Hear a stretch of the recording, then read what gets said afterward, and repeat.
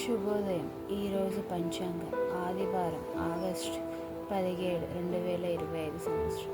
విశ్వవసునామ సంవత్సరం. శ్రావణ మాసం. దక్షిణాయనం. వర్ష ఋతువు.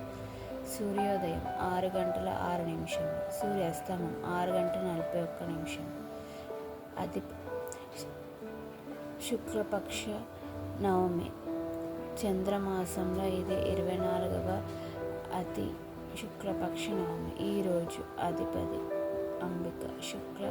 శుభకార్యాలకు మంచిది కాదు. ఆగస్టు 16వ తేదీ 2025 శనివారం రాత్రి 9 గంటల 34 నిమిషం నుండి ఆగస్టు 17